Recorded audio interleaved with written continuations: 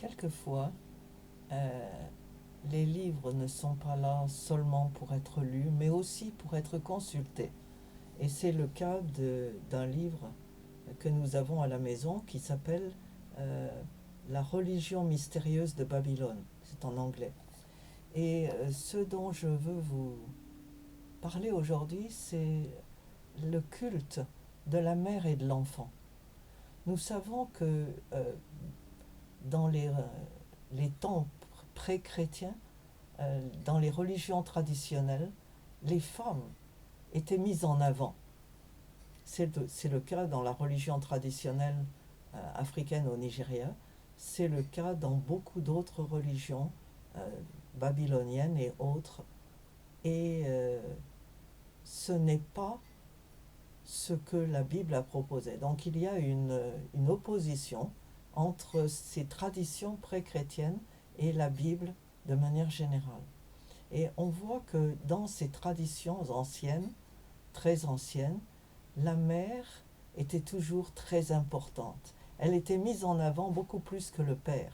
Et l'explication qui est normalement donnée, c'est que quand on est ennuyé en tant qu'enfant, quand on a des problèmes, quand on a peur du père, on n'ose pas s'approcher de lui, alors on va vers la mère et on supplie la mère de parler au père. Et la mère va ensuite voir son mari et lui dit, bon écoute, on va arranger ça et tout va bien. Et donc il y avait de nombreuses traditions qui sont indiquées donc justement dans cet ouvrage, dans les religions égyptiennes, babyloniennes et autres, où cette femme, souvent une vierge d'ailleurs, a différents noms, comme Isis ou Diane, qui est mentionnée dans la Bible, où c'était la grande divinité d'Éphèse, euh, qui a causé quelques difficultés à Paul dans les Actes des Apôtres. Et par contre, ce que nous voyons dans la Bible, c'est un schéma très différent. On a le Père, Dieu, et ensuite on a les vivants qui sont soumis et dépendants de Dieu pour leur bonheur. Et la famille telle qu'elle a été proposée par Dieu dans la Bible euh, est composée du Père, le Père qui est là euh, comme protecteur. C'est celui qui protège et qui défend sa famille, la femme et les enfants. La femme est sa compagne.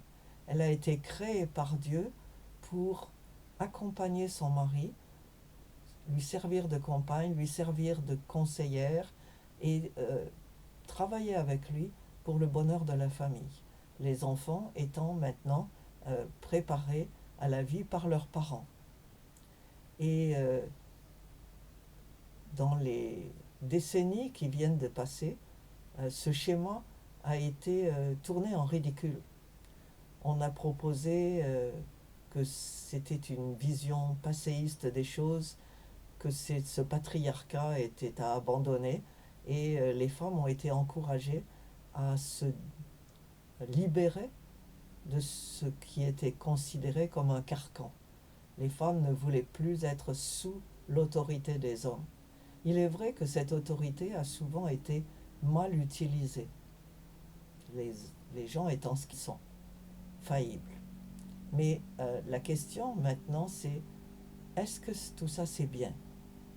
On peut voir que la libération des femmes, comme on l'appelle, a ses avantages et ses inconvénients.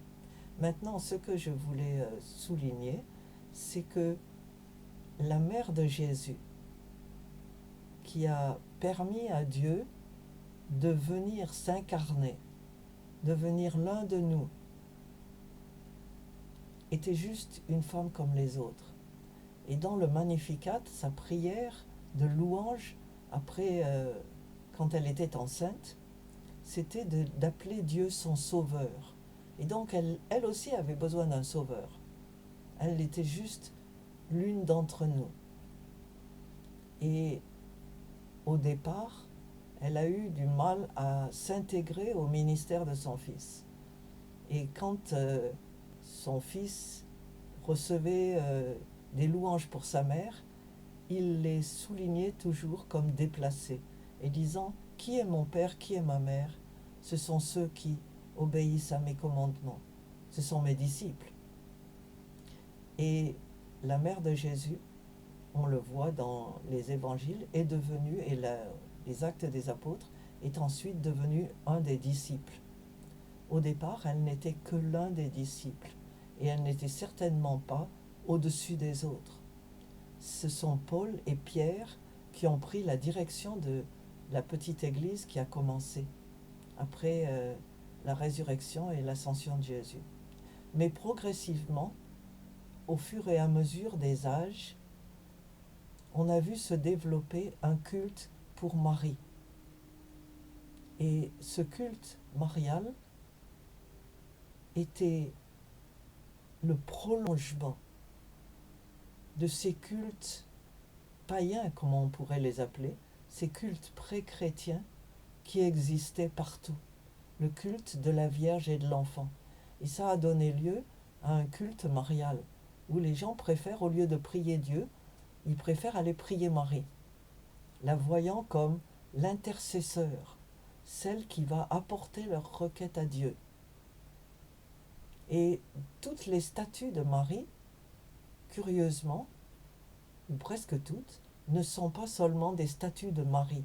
Ce sont des statues de Marie avec l'enfant Jésus, qui place une hiérarchie. Marie plus importante puisqu'elle est adulte, tandis que l'enfant Jésus n'est qu'un enfant. On peut lire ces statues de manière différente, mais il est clair que c'est l'une des interprétations. Et je voulais souligner le fait que cette tradition du culte de la mère et de l'enfant